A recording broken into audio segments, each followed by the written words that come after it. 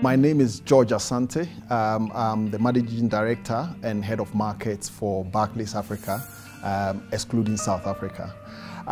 For us in Barclays Africa Group and ASEA, one of our key values is the value of stewardship. Now, in the value of stewardship, we believe that we need to leave environment and anything that we actually come to meet in a better state than we found it. And that is where we come into the whole ASEA conference, particularly when it comes to discussions and developments around the financial market. We believe there is a strong case for Africa to actually raise a lot of capital within its financial market to fund infrastructure growth. But we've also seen that the market's environment is not conducive enough.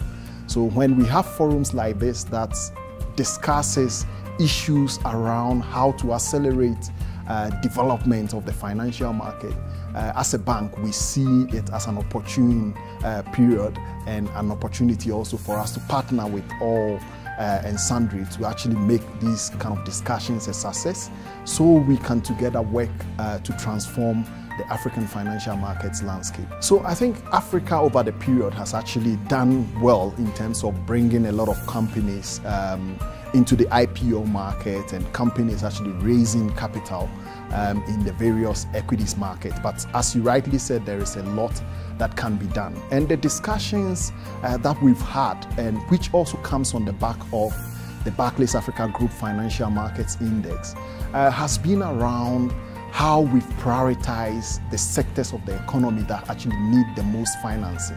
I think over time, the focus of all discussions around listings in the stock market has been for blue chip companies. Now, what you find over time is most of the blue chip companies don't necessarily need financing. Where there is a critical need for financing is the SME sector. And therefore, out of the discussions that we've had today, I think one of the things that is coming up is, can we reprioritize and begin to look at innovative ways of helping SMEs rather than the heightened focus that we've historically placed on blue chip companies. And I think for me, that is really a welcome idea because Africa will grow, and the engine of growth, as we've always said, will have to be the SME sector. How do we turn the discussions in the stock market to now focus strictly and from a priority perspective on what we can do to make it easy for SMEs to raise funding from the capital market, whether it's from the equity market or it's actually from the bond market. And those discussions, I believe, are quite interesting. From what we've done right over the time perspective, I think most of the African markets have been able to put in place structures that facilitate raising of funding for government. It is now time for us to now put structures in place that makes it easy for corporates and particularly SMEs to raise those fundings as well. So we've done well on the government side, but there is a bit more work we need to do on the corporate bond market side and also SME access to the stock market in terms of raising financing side, which I think going forward will have to be a focal point for almost all the exchanges. There's been a lot of work that has been done in terms of having people sitting in Kenya being able to access the Nigerian Stock Exchange. And as a bank that focuses on customers, a lot of the feedback we're getting from customers who sit in Nigeria or sit in Gaborone, in Botswana, or sit in Mauritius is that they increasingly want to have exposure to other companies in other markets. So the project on making accessibility of African risk in other jurisdictions easy for investors in the opposite jurisdiction is actually a welcome idea.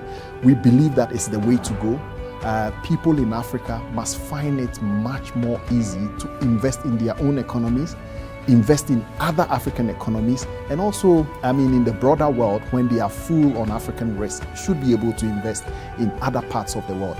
I think it's easier to probably invest in other parts of the world than for an African company to invest within Africa. And that is where the project of interconnectivity becomes quite paramount. It's going well. I don't think we've gotten to a point where it becomes so seamless, and we need to put a bit more focus on making it a bit more seamless for investors. So I think, the discussion on financial markets development has started and it's been ongoing.